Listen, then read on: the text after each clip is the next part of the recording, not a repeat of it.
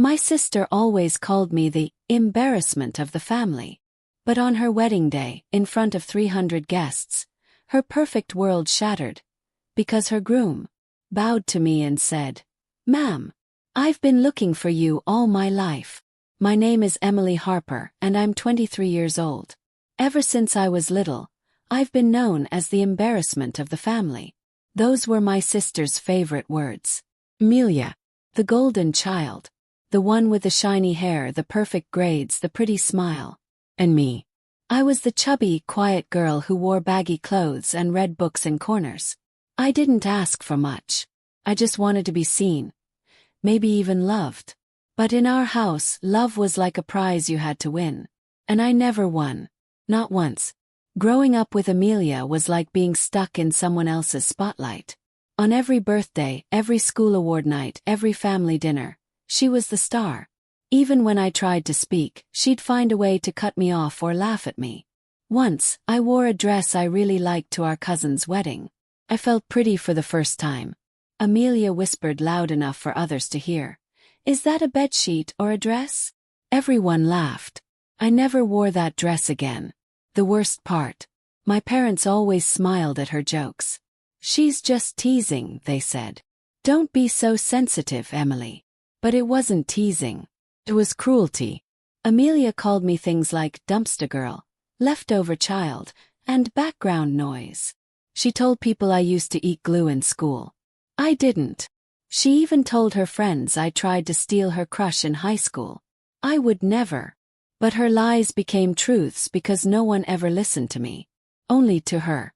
After high school I got a job at a tiny bookstore. I like being around stories because books don't judge you. They don't laugh when you cry. They don't call you names. I made peace with being invisible. Amelia, on the other hand, became a beauty influencer. People online adored her. She posted perfect selfies, smiling with her pearl-white teeth, hair curled just right. Her captions were all about confidence and kindness. But behind the screen, she was anything but kind. We hadn't spoken in almost a year when I got the wedding invitation. It came in a glittery white envelope with her name written in gold. I thought maybe it was a mistake. But there it was. "You are cordially invited to the wedding of Amelia Harper and Daniel Ross." No, dear sister. No personal note. Just a cold card slipped under my door by a cousin. I almost didn't go. Why would I? I wasn't wanted. I was never wanted. But something inside me whispered, "Go anyway." Maybe I just wanted to see how perfect her life had become. Maybe I wanted closure. Maybe I was just tired of hiding. So I said yes. But deep down, I knew Amelia didn't invite me out of love. She wanted me there for one reason, to humiliate me. To remind me that even on her big day, I was nothing. I started thinking about the past. All the things she had done. All the things I had swallowed. I remembered when she threw away the cupcakes I baked for her birthday and told everyone I licked them first. I remembered her making fun of my voice when I tried to sing at the school talent show. I remembered the time she told her boyfriend I was mentally slow because I didn't talk much. And even after all that, a tiny part of me still hoped. Maybe, just maybe, she'd change. Spoiler, she didn't. 2 days before the wedding, I found out something that made my hands shake. Her fiancé, Daniel Ross, was the same man I had met at the lake last summer. The man who smiled like sunshine. The man who sat beside me on a bench and listened to me talk about books for hours. The man who, for the first time in my life, made me feel seen. I never knew his name back then. He never said he was taken. And now, he was marrying my sister. I felt like I couldn't breathe. Was it fate being cruel again? Or was something bigger at play? I didn't know. But I knew one thing. I had to go to that wedding. Not for her. Not even for Daniel. But for me. 'Cause for once I needed to stop hiding. I needed to stand in the room. And not disappear. Picked a simple dress. Pale blue. Soft fabric. I curled my hair a little and put on mascara. I looked in the mirror and whispered, "You deserve to be here." Even if no one else believed it, I had to start believing it myself. The wedding day came. I walked into the golden hall, full of roses and candles and music. Everyone was dressed like royalty. Laughter floated through the air like perfume. And there I was, the embarrassment, walking in alone, heart pounding. A woman in a headset looked at my card and frowned. Table 37. Back row. Course. Back. I took my seat quietly. No one said hi. No one noticed. But someone was watching. And soon, the world would turn upside down. I remember the first time I met him like it was yesterday. It was a warm day in July, and I had gone for a walk near the lake just to clear my mind. I always liked going there. The trees were tall and green, the water shimmered like glass, and the air smelled like fresh earth and flowers. It was the one place I felt like the world paused long enough for me to breathe. I was sitting on my favorite bench by the water reading a book when I heard barking. Loud panic barking. I looked up and saw a big golden retriever pulling hard against his leash, barking wildly. The leash slipped from his owner's hand, and the dog ran straight toward the lake. I dropped my book and ran without thinking. "Hey, wait!" the man behind the dog shouted. But the dog had already splashed into the water, trying to chase a swan. He couldn't swim well and started to panic. Without a second thought, I threw off my shoes, ran in, and waded up to my waist. I grabbed the dog by the collar and slowly brought him back to shore. My dress was soaked. My legs were shaking. But the dog was safe. Then I saw him, the man, running up to me wide-eyed. "Oh my God," he said, bending down beside me. "Are you okay?" He nodded. He just got excited. "I'm glad he's all right." He looked at me like I was made of gold. "You went in after my dog. And you don't even know me." Shrugged. He needed help. He stared at me for a few seconds and then smiled. A real smile. Not the kind people wear to be polite, the kind that feels like sunlight warming your face. "I'm Daniel," he said, holding out his hand. "And this clumsy boy is Max." "Emily," I said, taking his hand. We sat on the bench afterward. He handed me a towel from his gym bag and offered me his hoodie to cover my soaked dress. Max, the dog, rested his head on my lap. I petted him while Daniel and I talked. And we talked. About books. About quiet. About how hard it is to be misunderstood. About how people sometimes wear masks and how exhausting that can be. I didn't know who he was. He didn't ask about my family. I didn't ask about his. For once I was just me. Not Amelia's sister. Not the embarrassment. Emily. We met again 2 weeks later, at the lake. He said it was an accident. I knew it wasn't. "Hey," he smiled. "Max wanted to come say thank you again." That time we stayed longer. Ate ice cream. Walked slowly. He told me he was a business consultant. I told him I worked in a bookstore. "You love stories," he said. "I can tell."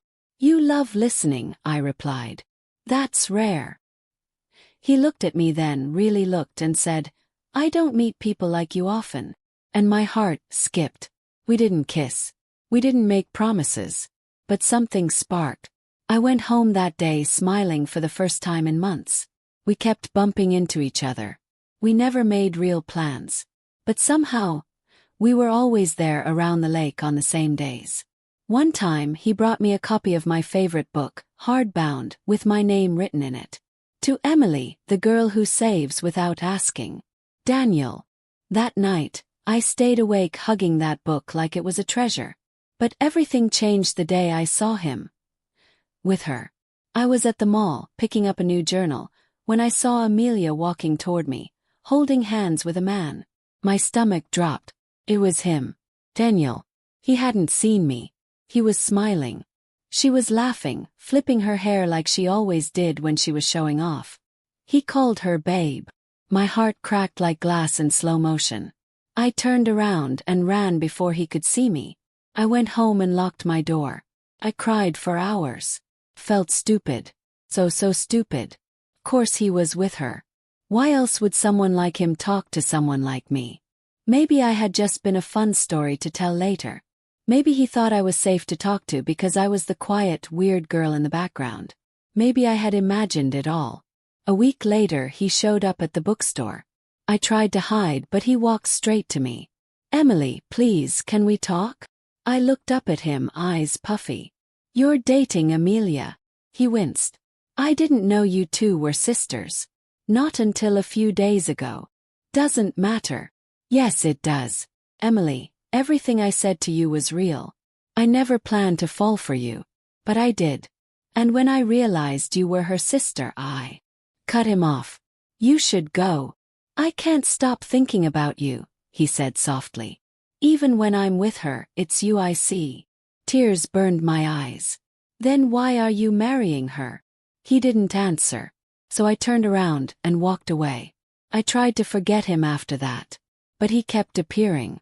The lake, the store, even outside my house once. Always from a distance, always watching. I stopped responding. I wanted to bury it all, pretend it didn't happen, until that invitation came. Until I saw his name beside hers. Daniel Ross. And suddenly, the girl who had always been in the background was standing at the center of a very messy story. The hall looked like something out of a fairy tale. Golden chandeliers sparkled like stars. White roses were tucked into every corner. The chairs were covered in silk, and soft violin music played in the background. Everyone looked rich and polished, smiling with perfect teeth and glassy eyes. I walked in wearing my pale blue dress and flats, holding my breath as people turned to stare at me. No one said anything, but I could feel it, the whispering, the judging, the silent "what is she doing here?" looks.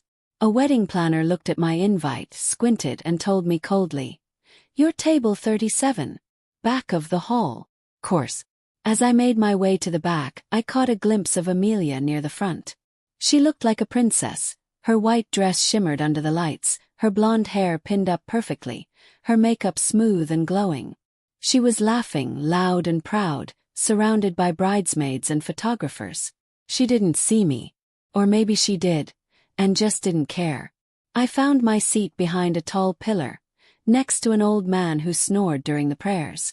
The people around me didn't even introduce themselves. I was invisible again, just the extra guest. The one you invite to say you were polite. I sat quietly, twisting the corner of my napkin. Daniel hadn't arrived yet. I didn't know how I'd feel seeing him walk down the aisle, holding her hand, promising forever. I didn't know if I'd cry, or shake, or scream. All I knew was this. Amelia was going to do something cruel. And I was right.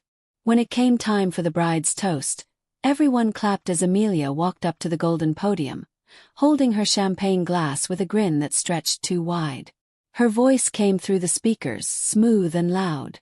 "I just want to thank everyone for being here," she began.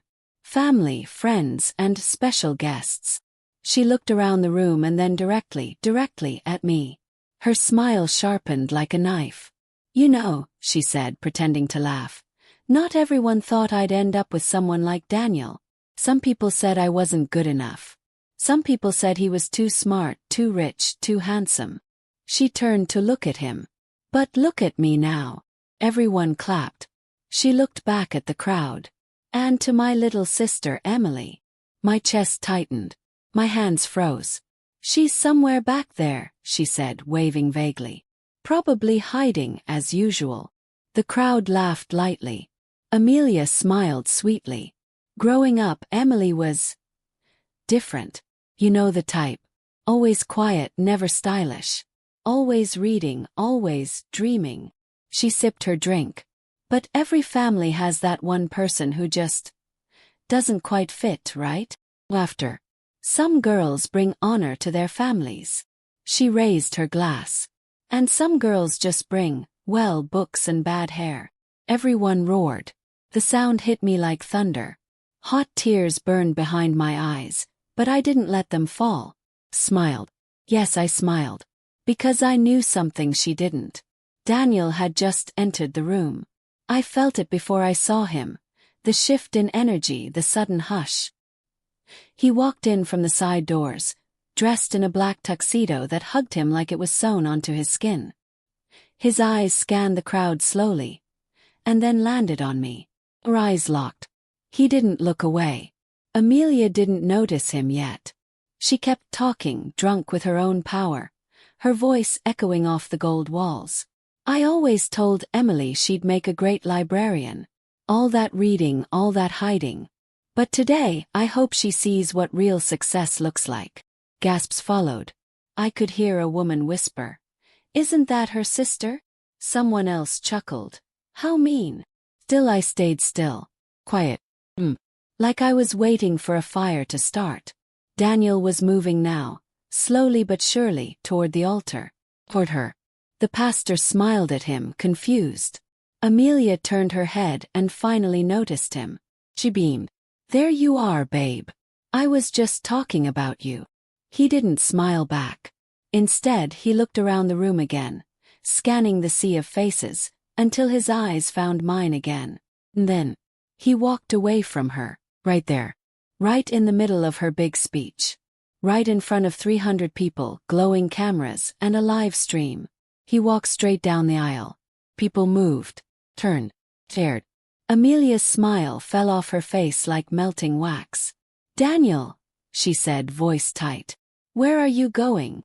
But he kept walking. Me. All the whispers stopped. All the air left the room. I stood up slowly, not knowing what was happening, not believing it could be real. He stopped in front of me. Right there.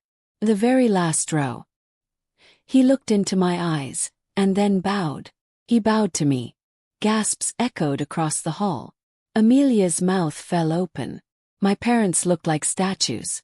Then he spoke. His voice steady, clear and gentle. "Ma'am, I've been looking for you all my life." For a second everything froze. The music stopped. The clinking glasses stopped. Even the air seemed to stop. And there was Daniel, bowing in front of me. Like I was someone important. Like I mattered. I stood there, stiff, heart pounding so loud I could hear it in my ears.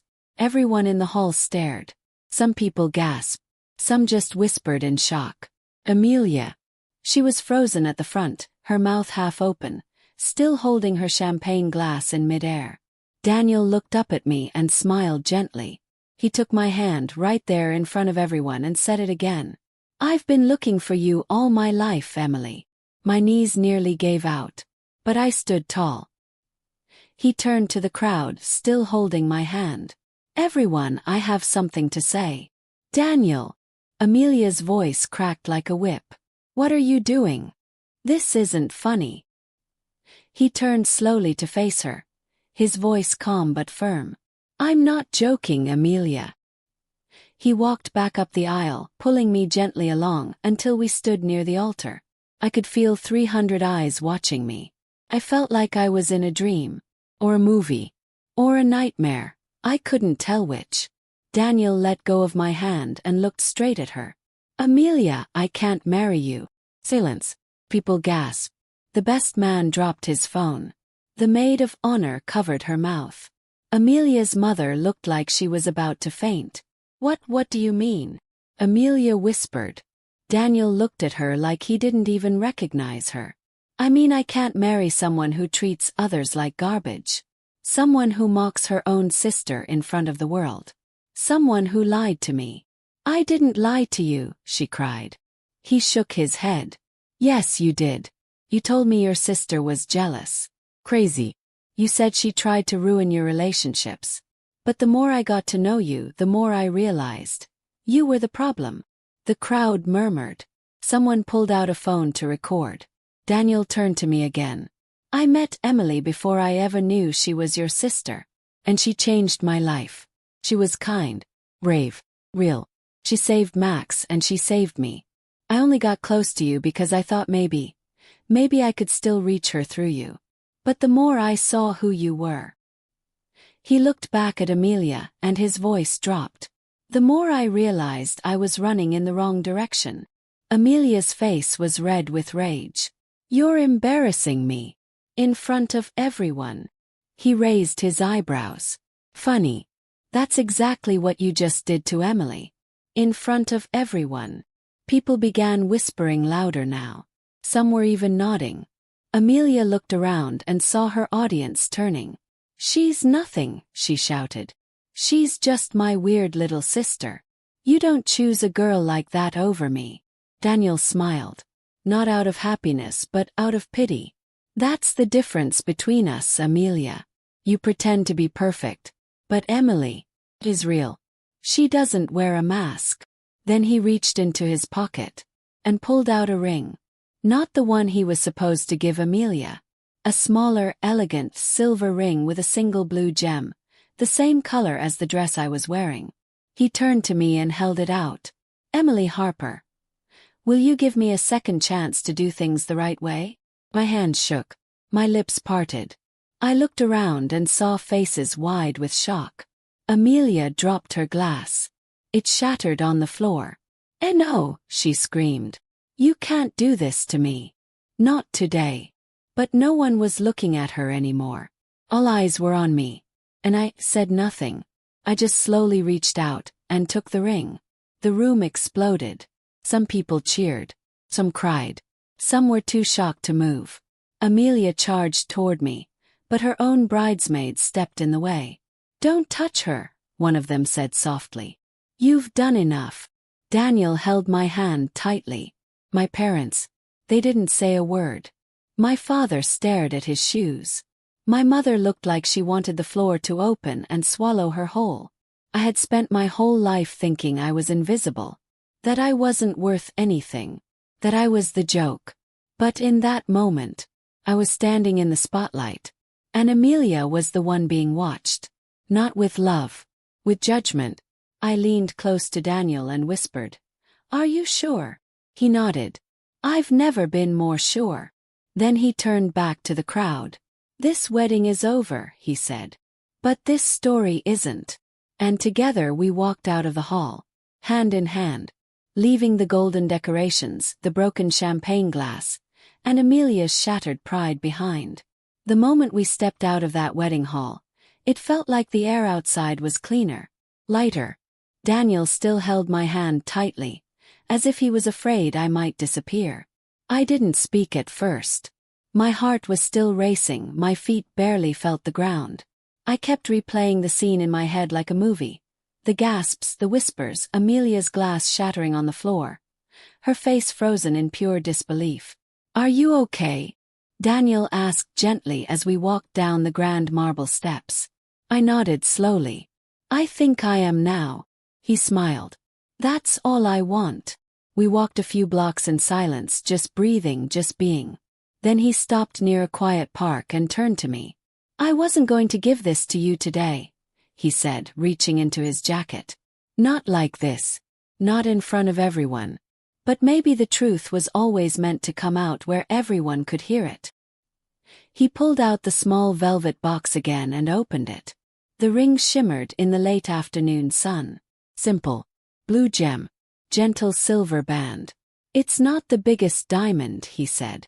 "It's not flashy. But it reminds me of the lake. Of you. Quiet, deep, calm, and full of something most people don't notice, until they take the time to look." Tears pricked my eyes. I covered my mouth, my heart thudding like a drum.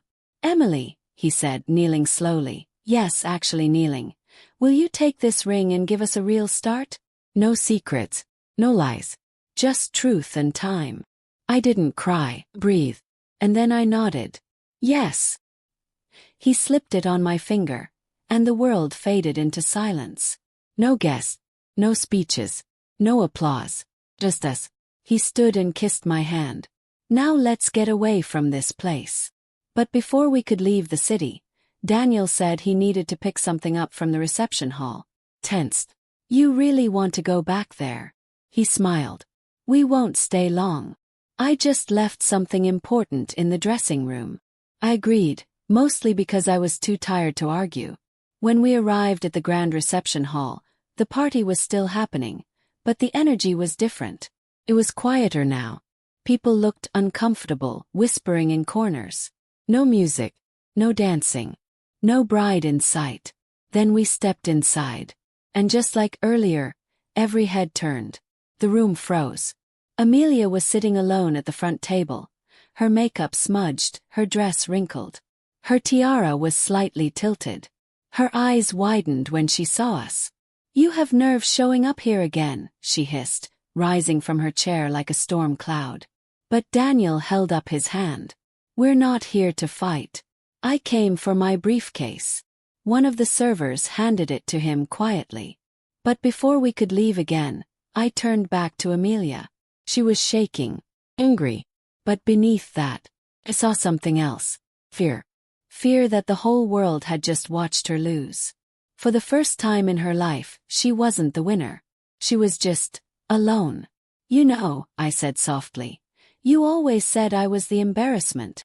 She rolled her eyes. "You are." I smiled, calm as still water.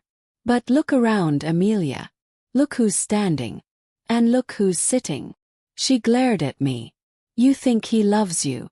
He'll get bored. They always do." Daniel stepped beside me. "I'm not they, Amelia. And I'm not going anywhere." She scoffed and turned away. "Get out." We did.